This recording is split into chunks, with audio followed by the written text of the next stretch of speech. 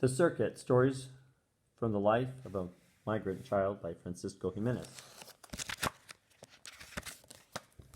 Christmas Gift. A few days before Christmas, Papa decided to move from the cotton labor camp in Corcoran and look for work elsewhere.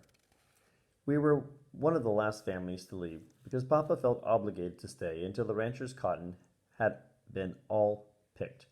Even though some farmers had better crops, Papa thought it was the right thing to do. After all, the rancher had let us live in a cabin free while we worked for him. I did not mind too much moving for the third time that year. It rained most of the time we were there, and Papa, Mama, and Roberto went days without work. Sometimes in the evening, we went into town in our carcachita to look for food in the trash behind grocery stores. We picked up fruits and vegetables that had been thrown away because they were partly spoiled. Mama sliced off the rotten parts and made soup with the good vegetable pieces, mixing them with bones she bought at the butcher shop. She made up a story and told the butcher the bones were for the dog. That butcher must have known bones were for us and not a dog, because he left more and more pieces of meat on the bones each time Mama went back. As we were packing to leave Corcoran that December, a young couple came to our door. Papa invited them in. The man in his early 20s wore a blue faded shirt and khaki pants. His wife, about the same age as he, was dressed in a simple brown cotton dress and a gray wool sweater worn at the elbows and buttoned in the front. Taking off his cap, the man said apologetically, "Sorry to bother you, but with all this rain and my wife's expecting, we thought perhaps you could help us out a little bit." He reached into a paper bag he was carrying and pulled out a small wallet. "Perhaps you could give us 50 cents for this. Look, it's pure leather, almost brand new," he said, handing it to Papa. Shaking his head, Papa replied sympathetically, "I'm sorry. I wish I could, paisano. But we're broke too." When I heard Papa say we're broke, I panicked. My hope for getting a ball of my own that Christmas faded, but only for a second. It can't be like last year, I told myself. My thoughts were interrupted by the man's desperate insistence. "Please, how about 25 cents? Papa. Before Papa could answer, the man quickly pulled out from the bag a white embroidered handkerchief, saying, "How about 10 cents for this handkerchief? Please, my wife did the needlework on it." "I'm very sorry," Papa repeated. "Oh, it's beautiful," Mama said, gently placing her hand on the woman's fragile shoulder. "Que Dios los bendiga," she added. Papa walked the couple out the door and accompanied them partway to the next cabin, where they continued trying to peddle their few possessions. After we finished packing and loading our belongings into our carcachita, Papa closed the door of the cabin and we headed north.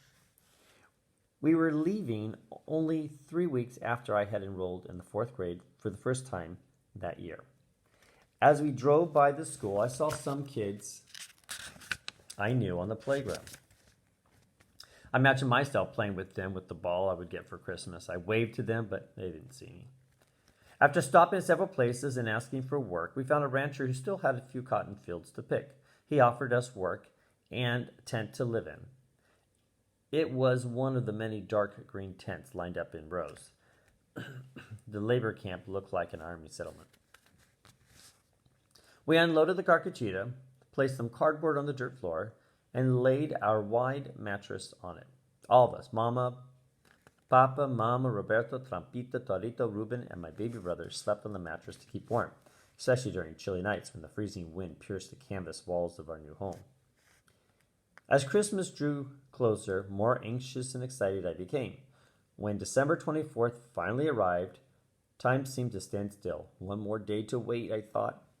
That evening, after supper, we all sat on the side of the mattress and listened to Mama tell us the story about the birth of Jesus and the 3 wise men who brought him gifts.